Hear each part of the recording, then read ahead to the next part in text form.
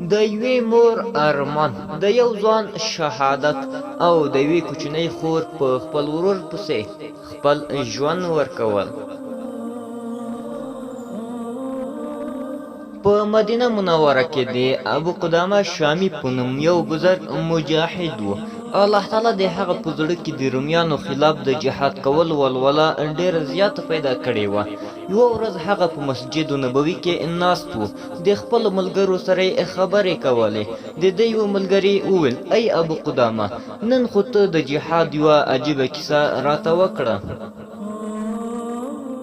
ابو قدامه وایي: یوه ورځ رقه نومي ښار ته د اوښ اخیستلو لپاره لاړم، تر څو په هغه اوښ خپله اسلحه بار کړم. زه هلته ناست وم چې یوه ښځه ماته راغله او ویې ویل: ای ابو قدامه، ما ته معلومه شوې ده چې ته خلکو ته د جهاد دعوت ورکوې. الله تعالی ما ته داسې ښایسته ویښتان راکړي دي چې بل چاته یې نه دي ورکړي. ما هغه ویښتان قچي کړي دي او یوه رسۍ مې ترې جوړه کړې ده او په هغه رسۍ مې ښه ډېره خاوره موښلې ده چې څوک یې ونه شي لیدلی. زما داسې هیله ده چې زما د ویښتانو دا رسۍ له ځان سره واخلي او د دښمن سره د جهاد په وخت کې ته یا بل مجاهد ترې استفاده وکړئ او دې ویښتانو ته د الله تعالی په لاره کې خاورې او دوړې ورنصیب شي. او زیاته یې کړه: زه یوه کونډه ښځه یم، زما خاوند او د کورنۍ ټول کسان شهیدان شوي دي. که چیرې ما ته د جهاد کولو اجازه وي نو ما به هم پکې ځان شریک کړی وای. هغې ما ته رسۍ راکړه او ویې ویل: ای ابو قدامه، زما شهید خاوند یو زوی هم پریښی چې د قرآن عالم دی او په آس باندې د سپرلي کولو او د غشو ویشتلو کې ښه ماهر ځوان دی. هغه د شپې لمونځ کوي او د ورځې روژه نیسي. عمر یې 15 کاله دی. اوس هغه د پلار پاتې شوي ځمکې ته تللی دی. کیدای شي چې ستاسو د روانېدو نه مخکې راشي، نو هغه به د الله تعالی په دربار کې د هدیې په تول تا سره د جهاد میدان ته ولېږم. زه تا ته د اسلام د عزت واسطه درکم چې زما هیله د اجر او ثواب حاصلولو لپاره ضرور پوره کړه. ما هغه رسۍ د هغې نه واخیسته او په خپل سامان کې مې کېښوده. د هغې نه پس زه د خپلو ملګرو سره د رقه نومي ښار نه روان شوم. موږ لا د مسلمه بن عبدالملک قلعې ته نه و رسېدلي چې په آس باندې یو سپور سړی ماته د شانه چغې راوهلې. زه ودرېدم. ملګرو ته مې وویل: تاسو روان شئ. په لږ ساعت کې هغه راورسېد او د ملاقات نه پس یې وویل: د الله تعالی شکر دی چې زه یې ستاسو ملګری کړم.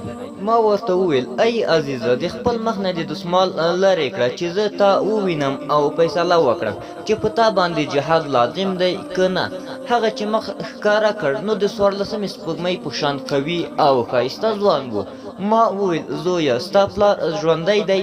هغه وویل: د خپل پلار د بدل اخیستلو لپاره راوتلی یم.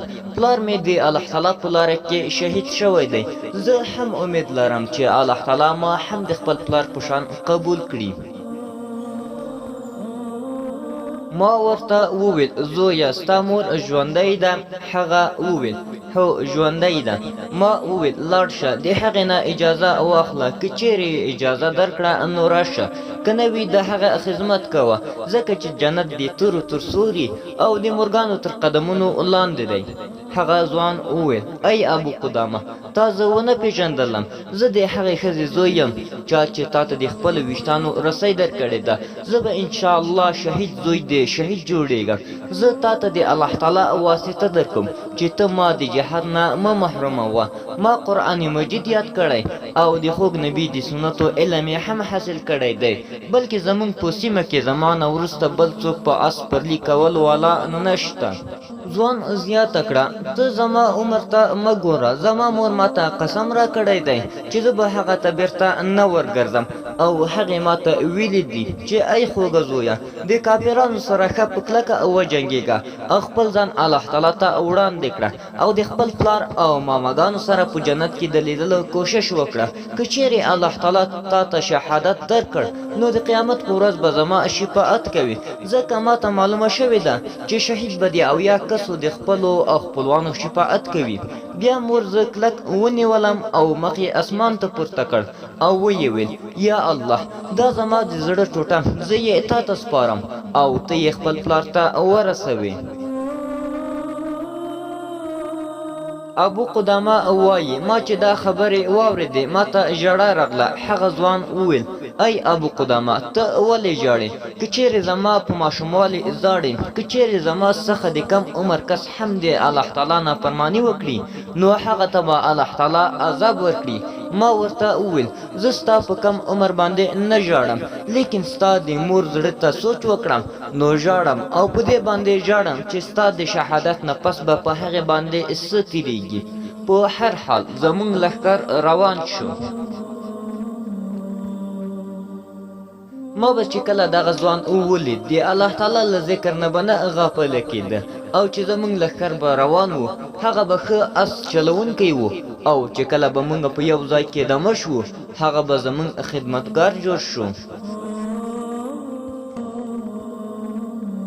یو ورځ موږ د لمر ډوبېدو په وخت کې د دښمن د سیمې سره نږدې دېره شوو. موږ ټول روژهدار وو. په دې وجه دغه ځوان زموږ د روژه ماتې لپاره خوراک پخولو. ناڅاپه خوب ورغی او ویده شو.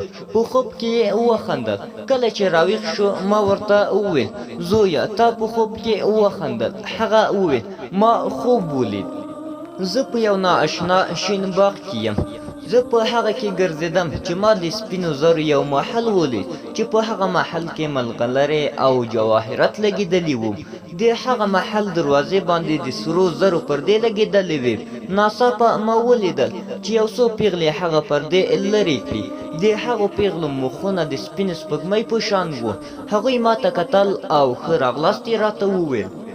ما په هغو کې یوې ته لاس ور واچوو. هغو ما ته وویل تلوار مه کوه اوس لا د دې وخت نه دی راغلی. بیا ما واورېدل چې هغوی یوې بلې ته وویل دا د مرضیې خاوند دی. بیا هغوی ما ته وویل په تا دې د الله تعالی رحمت وي لږ مخکې لاړ شه.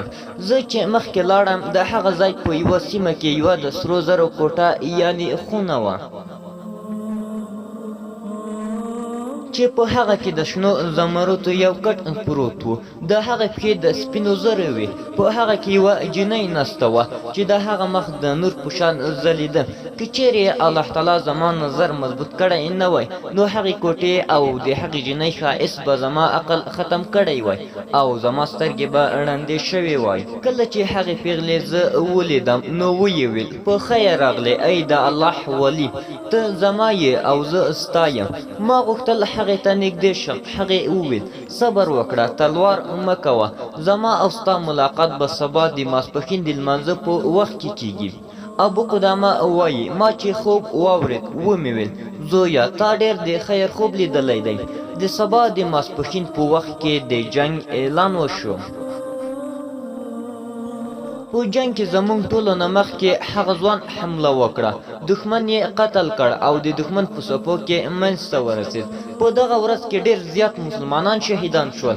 کله چې جنګ ختم شو ابو قدامه وایي زه په خپل اس باندې په مړو پسې ګرځېدم. د هغو وینې په ځمکه بهېدې او د ډېرو وینو او ګردونو په وجه سم نه پېژندل کېدل. زه لا ګرځېدم چې هماغه ځوان مې په خاورو او وینو کې پروت ولید او په زخمي حالت کې یې ویل ای مسلمانانو زما کاکا ابو قدامه ما ته راولئ. زه هغه ته ورغلم. د هغه مخ د وینو او خاورو له وجې سم نه پېژندل کېده. ما ورته وویل زه ابو قدامه یم. هغه ځوان داسې وویل د کعبې په رب مې د قسم وي چې زما خوب رښتیا شو. زه د هغې رسۍ والا زوی یم. ابو قدامه وایي ما د هغه سر په خپله غېږه کې کېښود او په تندي مې ښکل کړ. ما ورته وویل د قیامت په ورځ د شفاعت په وخت کې خپل کاکا ابو قدامه مه هېروه. هغه وویل ستا په شان خلک نه هېرېږي. ځوان بیا وویل هغه حوره چې د کومې ما تا ته د شپې ذکر کړی و هغه زما سر ته ولاړه ده او ما ته وایي تلوار کوه زه ستا په انتظار یم. که چیرې ته بیرته لاړې نو زما غمجنې او بې ارامه مور ته زما د وینو ککړې جامې ورکړه چې هغې ته معلومه شي چې ما د هغې وصیت پوره کړی دی او د دښمن سره ما په جنګ کې کمزوري نه ده ښکاره کړې او زما سلام ورته ووایه او ورته ووایه چې ستا تحفه الله تعالی قبوله کړه. ځوان زیاته کړه زما یوه کوچنۍ خور ده، زه به چې کله بهر راتلم نو هغه به ما ته راتله او هغې به ما ته سلام وي او چې کله به زه بهر روانېدم نو له ټولو به آخر زما څخه جدا کېدله. اوس چې زه راتلم نو هغې ما ته د رخصت په وخت کې وویل د الله تعالی لپاره په بیرته راتلو کې تلوار وکړه او ډېر مه پاتې کېږه، ژر راشه. کله چې ستا ملاقات له هغې سره وشي نو زما سلام ورته وایه او ورته ووایه چې ستا ورور ویل اوس تر قیامته پورې الله تعالی ستا ساتونکی دی. بیا هغه ځوان وخندل او ویې ویل زه ګواهي کوم چې پرته له الله تعالی بل څوک د عبادت لایق نشته او زه ګواهي کوم چې حضرت محمد صلی الله علیه وسلم د الله تعالی بنده او د هغه رسول دی. له دې الفاظو سره د هغه ساه وختله او شهید شو. مونږ هغه ځوان دفن کړ، الله تعالی دې له ده او له مونږ څخه راضي شي. مونږ چې کله د هغه جنګ نه بیرته راغلو رقه نومي ښار ته راورسېدو، سمدستي د هغه ځوان کور ته روان شوم. ما ولیدل چې یوه ښایسته ماشومه چې د هغه ځوان په شان وه د کور په دروازه کې ولاړه وه چې له هر تېرېدونکي کس نه به یې دا پوښتنه کوله کاکا د کوم ځای نه راغلی؟ هغه به ځواب ورکړ له جهاد څخه. ماشومې به وویل زما ورور له تا سره رانغلو. هغه کس به په ځواب کې وویل زه ستا ورور نه پیژنم.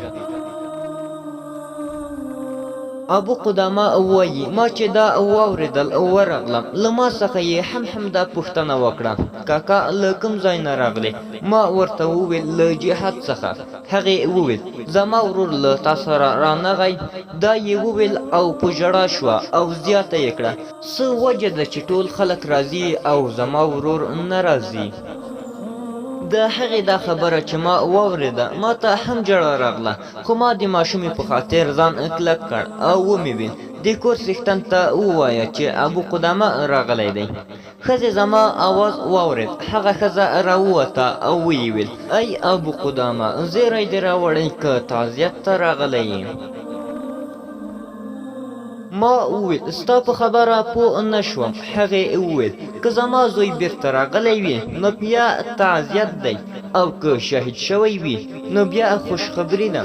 ابو قدامه وویل خوشحاله شه، الله تعالی ستا تحفه قبوله کړه. هغې وژړل او ویې ویل رښتیا یې قبوله کړه؟ ما وویل هو. هغې وویل ټول صفتونه الله لره دي، چا چې زما زوی زما لپاره د آخرت ذخیره وګرځوله. بیا زه هغې ماشومې ته نږدې شوم او ما ورته وویل لورې ستا ورور په تا سلام ویل او ویل یې چې زما نه پس به الله تعالی ستا ساتونکی وي. ماشومې چې دا واورېدل بې اختیاره چیغه یې وکړه او بې هوشه شوه. لږ ساعت وروسته یې ساه ختلې وه. ما د هغه ځوان جامې د هغې مور ته ورکړې او بیرته راغلم. د هغه ځوان او ماشومې د وفات په صدمه او د هغې ښځې په صبر باندې حیران شوم. الله تعالی دې زموږ صغیره او کبیره ګناهونه راوبخي.